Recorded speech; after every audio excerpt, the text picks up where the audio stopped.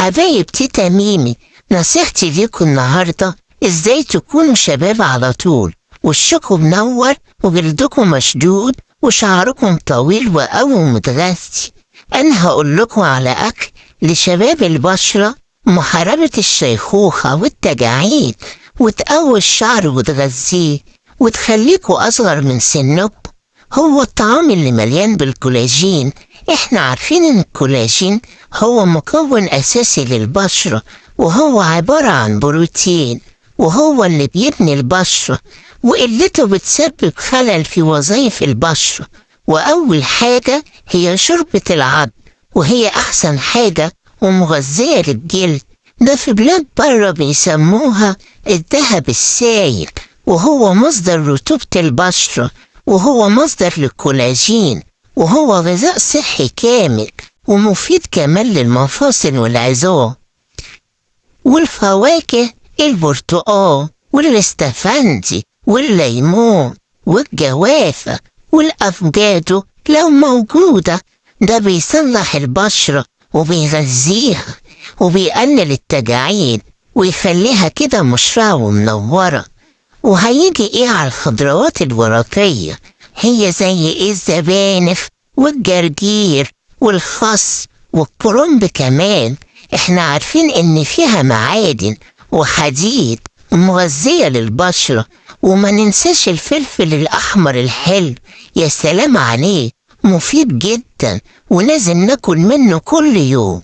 ده حماية للبشرة من الشمس ويخليها قوية وشباب على طول.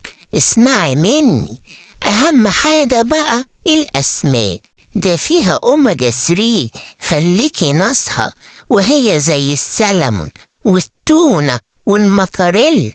ده بيبني البشرة زي الاطفال ويقلل ظهور تقدم العمر. وكمان ايه؟ البيض لازم كل يوم ناكل منه على الفطار. ده فيه بروتين ومحفز للكولاجين، وفيه فيتامين ب بيخلي البشرة رطبة وناعمة. والمكسرات يا سلام عليها، وهي بتعوض البشرة على اللي فقدته وبتغذيها، زي اللوز وجوز الهند والكاجو والبندق. ولو غالي علينا نجيب سوداني. والثوم فيه كبريت بيحمي الجلد ويخليه الشباب على طول، وهو بنضيفه على الأكل طبعا بكميات معقولة. والعدس طبعا مفيد جدا للبشرة والجلد. والتوت كمان فيه فيتامين أ ومضاد للأكسدة، بيحافظ على نضارة البشرة وبيمنع الشيخوخة. والبطاطا كمان فيها فيتامين أ بيسبب الشباب والنضارة. وأخيرا بقى نتكلم على إيه؟ الشوكولاتة، وهي بتحمي البشرة من التجاعيد وتخليها كده مشرقة ومنورة، علشان فيها مضادات للأكسدة وبتأخر الشيخوخة.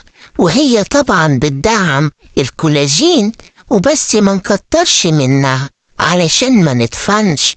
وما ننساش نشرب مية كتير وننظم نومنا، ننام بدري ونقوم بدري.